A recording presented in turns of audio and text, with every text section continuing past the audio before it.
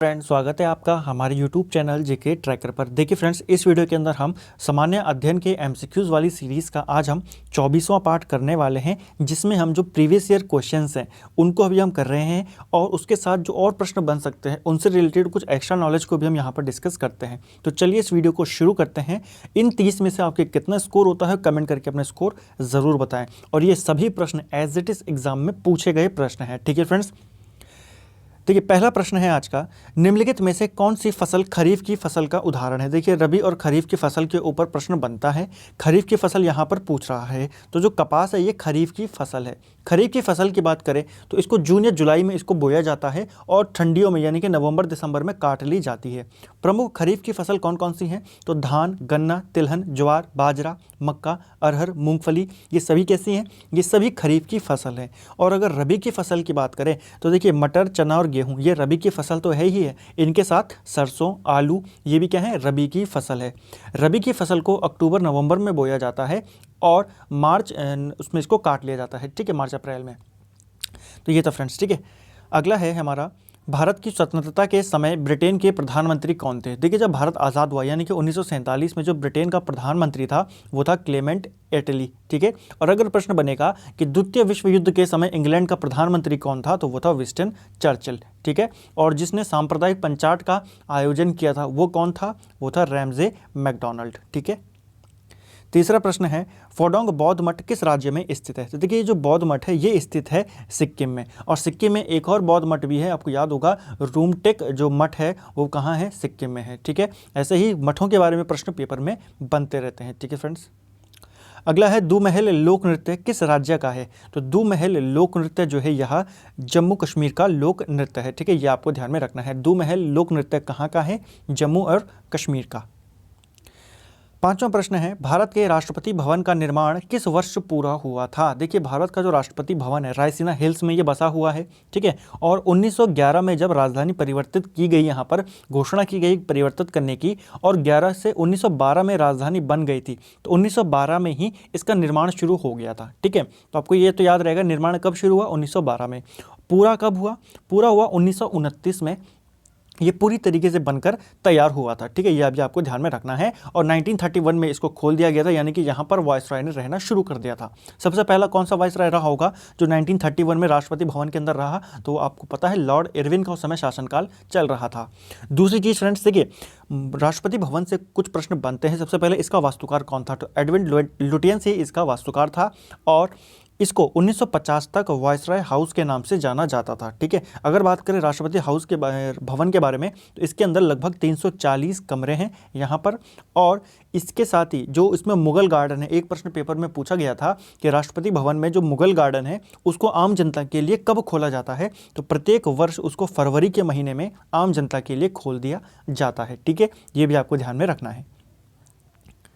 अगला है, पाल वंश राजवंश का संस्थापक कौन था। तो पाल जो वंश था इसका संस्थापक था गोपाल। ठीक है, और इसने अपनी राजधानी मुंगेर में बसाई थी। मुंगेर कहाँ आता है, ये आता है बंगाल में। ठीक है, तो मुंगेर में इसने अपनी राजधानी बसाई थी। ठीक है फ्रेंड्स, और पाल वंश का अगर पूछेगा सबसे महान शासक कौन था, तो वो था धर्मपाल। ठीक है, अगर पूछेगा प्रथम शासक गोपाल और महान शासक धर्मपाल। धर्मपाल ने ही जो विक्रमशिला विश्वविद्यालय है, यूनिवर्सिटी है, उसकी स्थापना इसने करी थी। ठीक है, और एक और चीज़ धर्मपाल से पूछी जाती है, देखिए हमने जो प्राचीन भारत वाला इतिहास है उसमें भी पढ़ा कि त्रिपक्षीय संघर्ष हुआ था, किनके बीच, पाल के बीच, पाल, प्रतिहार और राष्ट्रकूट शासकों के मध्य में त्रिपक्षीय संघर्ष हुआ था। तो पाल राजवंश की तरफ से जिसने सबसे पहले इस युद्ध में भाग लिया था वो था धर्मपाल। ठीक है, भारतीय सुधार संघ का निर्माण कब हुआ था या गठन कब हुआ था। देखिए भारतीय सुधार संघ का जो गठन हुआ था ये 1870 में कोलकाता में हुआ था, और इसकी स्थापना की थी केशवचंद सेन ने। ठीक है, तो केशव चंद्र सेन ने इसकी स्थापना की थी 1870 में कोलकाता में। ठीक है, ये प्रश्न भी पेपर में पूछा गया है। अगला है, कुमाऊं हिमालय निम्नलिखित में से किन दो नदियों के बीच में स्थित है। देखिए 4 प्रकार के हिमालय हैं, इनसे प्रश्न पूछे जाते हैं, उन सभी को हम यहाँ पर देखेंगे। देखिए यहाँ पर पूछ रहा है कुमाऊं हिमालय। कुमाऊं हिमालय जो है ये सतलज और काली नदी के मध्य में आता है। ठीक है। अगर आपको पूछ देता कि नेपाल हिमालय कहाँ पर आता है, तो नेपाल हिमालय आता है यहाँ पर, काली और तीस्ता नदी के मध्य में आता है नेपाल हिमालय। ठीक है। अगर पूछेगा असम हिमालय कहाँ है, तो तीस्ता और दिहांग नदियों के बीच में आता है असम हिमालय। ठीक है।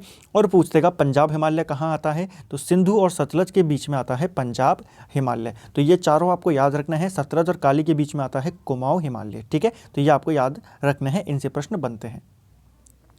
तांबे का परमाणु क्रमांक क्या होता है? देखिए एटॉमिक नंबर, सबसे पहले आपको एक प्रश्न ये भी याद रखना है, एटॉमिक नंबर को Z से संबोधित किया जाता है या इससे दर्शाया जाता है, ये भी पेपर में प्रश्न बना है। अब यहाँ पर बात कर रहे हैं तांबे की, तो तांबे का जो परमाणु क्रमांक होता है वो होता है 29। और एटॉमिक नंबर होता क्या है, परमाणु क्रमांक होता क्या है, तो किसी भी न्यूक्लियस के अंदर जो प्रोटॉन्स की संख्या होती है उसी को number of proton, number of atomic number बोला जाता है। ठीक है। आपको कम से कम 1 से लेके जो 30 तत्व हैं उनका एटॉमिक जो नंबर है वो याद होना चाहिए कुछ प्रमुखों का। जैसे देखिए 30वां किसका है, 30 एटॉमिक नंबर है जिंक का। ठीक है। 28 किसका है, वो है निकेल का। सोडियम का कितना होता है एटॉमिक नंबर, वो है 11। ठीक है। सोडियम का 11 होता है। ऑक्सीजन का आपको ये पता होना चाहिए, ऑक्सीजन का 8 होता है। कार्बन का भी पूछ लिया जाता है, कार्बन का 6 होता है। सबसे पहला एटॉमिक नंबर 1 किसका होता है, एटॉमिक नंबर 1 होता है हाइड्रोजन का। 2 होता है किसका, हीलियम का। और 3 होता है लिथियम का। ये भी आपको ध्यान में रखना है। और बात करें लोहे की, तो लोहे का एटॉमिक नंबर होता है 26। ठीक है फ्रेंड्स। कैल्शियम की बात करें तो कैल्शियम का 20 होता है, पोटेशियम का होता है 19। ठीक है। ये आपको ध्यान रखना है, कम से कम 1 से लेकर 30 तक ये आपको याद होने चाहिए। अगला है हैदराबाद में पुलेला गोपीचंद अकादमी की स्थापना कब की गई थी? देखिए पुलेला गोपीचंद अकेडमी की स्थापना जो हैदराबाद में है ये 2008 में इन्होंने की थी। ठीक है। गोपीचंद जो हैं ये भारत के प्रसिद्ध बैडमिंटन खिलाड़ी हैं और 1973 में इनका जन्म होता है आंध्र प्रदेश के अंदर। ठीक है। 2001 में इनको राजीव गांधी खेल रत्न पुरस्कार से सम्मानित किया जा चुका है। 2005 में इनको पद्मश्री से सम्मानित किया गया। 2008 में इन्होंने अपनी अकादमी खोली और फिर इन्हीं की अकादमी से जो साइना नेहवाल हैं, बैडमिंटन स्टार हैं, जो PV सिंधु हैं, वो भी इन्हीं की शिष्या रही हैं। ठीक है। तो 2009 में अगले साल इनको द्रोणाचार्य पुरस्कार से भी सम्मानित कर दिया गया। ठीक है। और फाइनली 2014 में इनको पद्म भूषण से भी सम्मानित कर दिया गया। ठीक है फ्रेंड्स। अगला है भारत में किसके सुझावों पर सरकार द्वारा कृषि फसलों का न्यूनतम समर्थन मूल्य यानी कि MSP की बात हो रही है, MSP निर्धारित किया जाता है। तो किसकी सिफारिश पर किया जाता है? हमने जो हमारी पहली वीडियो आई थी जो इससे पहले, उसमें भी हमने बात करी थी कि जो CACP है, CACP की सिफारिशों पर ही सरकार MSP की घोषणा करती है। ठीक है। CACP को पुराना नाम इसका क्या था, CACP का पुराना नाम था CAP। 1965 में स्थापना होती है और CACP जो वर्तमान नाम मिलता है ये मिलता है 1985 में। ठीक है। तो ये आपको ध्यान में रखना है। और एक और चीज़, भारत सरकार MSP की घोषणा कब करती है? फसलों की बुआई से पहले या बुआई के बाद? तो बुआई से पहले वो MSP की घोषणा करती है। ठीक है। विटामिन B कॉम्प्लेक्स में कितने विटामिन होते हैं? देखिए विटामिन B आपको पता है कई सारे कॉम्प्लेक्स में टूटा हुआ है, जैसे vitamin B1, B2, B3, B4। तो कुल मिला के उसमें 8 विटामिन होते हैं। ठीक है। B1 से लेकर B7 तक तो कंटिन्यू होते हैं और फिर होता है एक B11 और एक होता है B12। तो ये 8 विटामिन इसके अंदर होते हैं। ठीक है। ये आपको ध्यान में रखना है। इनके इंडिविजुअल्स भी नाम पूछ लिए जाते हैं। जैसे B1 का नाम क्या होता है, थायमीन होता है, जिसकी कमी से बेरी रोग होता है। B2 का क्या रासायनिक नाम होता है, तो राइबोफ्लोविन उसका रासायनिक नाम होता है। ठीक है। ऐसा ही B3, B5 आपको इनके नाम भी याद रखना है। ठीक है फ्रेंड्स। विटामिन के ऊपर मैंने एक कंप्लीटली वीडियो बनाई हुई है, अगर आपने नहीं देखी है तो आप उसको जाके देख सकते हैं। ठीक है। अगला है प्रिंटिंग से पहले पेज का पूर्व अवलोकन करने के लिए किस शॉर्टकट कुंजी का प्रयोग किया जाता है या उपयोग किया जाता है? कौन सी शॉर्ट की है, तो वो है Ctrl+F2। अगर आपको किसी पेपर आपने वहाँ पर तैयार किया है और उसका प्रिंट प्रीव्यू देखना है तो आप Ctrl+F2 प्रेस करेंगे तो आपको प्रीव्यू वहाँ पर दिखेगा। ठीक है। इस प्रकार के प्रश्न भी पेपर में बन रहे हैं। अगला है कर्णव मल्लेश्वरी को किस वर्ष पद्मश्री से सम्मानित किया गया? देखिए कर्णव मल्लेश्वरी कौन है? ये ओलंपिक में पदक जीतने वाली प्रथम भारतीय महिला हैं। ठीक है। इन्होंने 2000 सिडनी ओलंपिक में, जो ओलंपिक हुए थे सिडनी ओलंपिक, उसमें इन्होंने कांस्य पदक जीता था और इनका खेल है वेट लिफ्टिंग। ठीक है। भारोत्तोलन से ये संबंध रखती हैं और इनको पद्मश्री से कब सम्मानित किया गया था? इनको पद्मश्री दिया गया था ऑप्शन नंबर यहाँ पर 1999 में। ठीक है। यानी कि पदक जीतने से पहले ही इनको सम्मान मिल चुका था। अगर बात करें इनको राजीव गांधी सम्मान जो खेल रत्न पुरस्कार है वो भी मिला है, वो इनको 1995 में मिला था। ठीक है। ये भी आपको ध्यान में रखना है। तो राजीव गांधी खेल रत्न मिला 95 में, पद्मश्री 99 में और ओलंपिक पदक जो इन्होंने जीता वो जीता था 2000 के सिडनी ओलंपिक में। और ऐसा करने वाली ये प्रथम भारतीय महिला थी। भारत ने किस देश के साथ पंचशील संधि पर हस्ताक्षर किए थे? तो जो पंचशील संधि हुई थी ये भारत और चीन के मध्य में हुई थी 1954 में। ठीक है, ये भी आपको ध्यान में रखना है।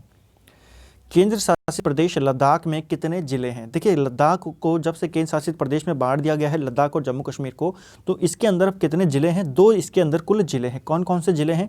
एक जिला है लेह और दूसरा जिला है कारगिल। ठीक है, तो आपको ध्यान रखना है लद्दाख के अंदर कुल कितने जिले हैं? 2। और अगर बात करें जम्मू कश्मीर के अंदर अब कितने जिले हैं, तो वहाँ हैं 20 जिले। ठीक है, तीसरी पीढ़ी के कंप्यूटर में किनका प्रयोग होता था? देखिए, थर्ड जनरेशन के जो कंप्यूटर्स आए थे उनमें जिनका प्रयोग होता था वो कौन सी चीज़ें थी, ये आपको यहाँ पर पूछ रहा है।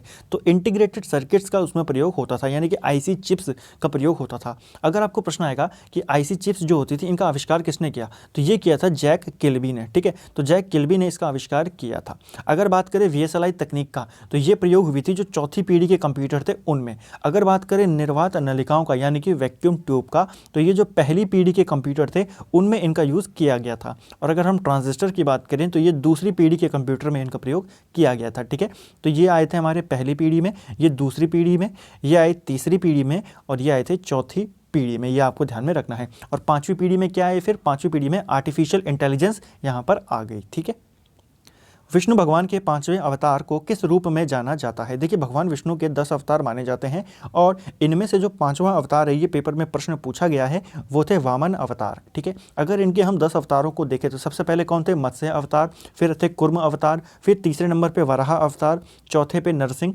5वें पे वामन अवतार, छठे नंबर पे थे परशुराम अवतार, फिर राम अवतार, फिर कृष्ण अवतार, फिर बुद्ध अवतार और अंत में कौन सा अवतार होने बाकी हैं अभी? तो वो है कल्कि अवतार। ठीक है, तो 9 अवतार हो चुके हैं और 10वें भी होने बाकी हैं। ठीक है, तो आपको क्रम भी याद रखना है, पेपर में प्रश्न आ रहे हैं। किस राजवंश की राजधानी दक्षिण भारत में नहीं थी?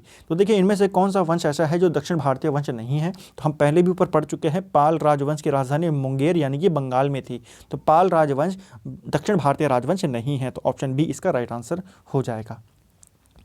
निम्नलिखित में से कौन सा कथन राज्यसभा के संबंध में सही नहीं है? तो देखिए, सही नहीं है ये बताना है। यह भारत की उच्च संसद है, बिल्कुल ये सही कथन है। ठीक है, इसके पास ऐसी शक्तियां होती हैं जो संघ के विरुद्ध राज्यों के अधिकारों की रक्षा करती है, ये भी कथन सही है।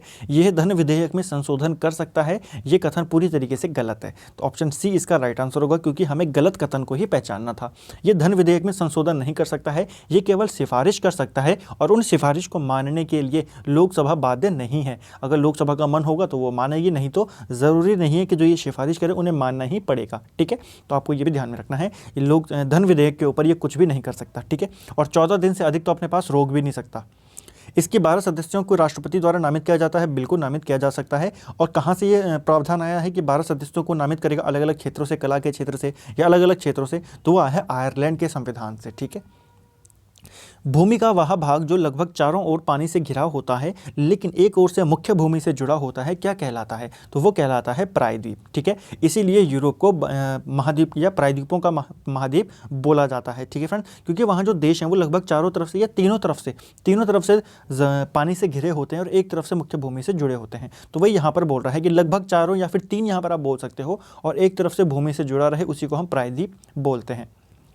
निम्नलिखित में से कौन सी लक्षद्वीप की लोकप्रिय नृत्य शैली है? तो लक्षद्वीप की जो लोकप्रिय नृत्य शैली है वो कौन सी है? वो है कोलकली। ठीक है, कोलकली जो है ये लक्षद्वीप का एक नृत्य शैली है।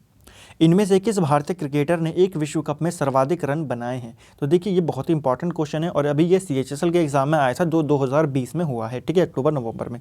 अब देखिए, किसने बनाए सर्वाधिक रन? ये बनाए सचिन तेंदुलकर ने। 2003 का जो विश्व कप हुआ था साउथ अफ्रीका में, वहाँ पर इन्होंने 673 रन बनाए थे। ठीक है, फिर रोहित शर्मा ने 648 बनाए थे 2019 में। ये इनका रिकॉर्ड तोड़ने वाले थे लेकिन तोड़ नहीं पाए थे। तो पहले नंबर पर कौन है? सचिन तेंदुलकर ही हैं।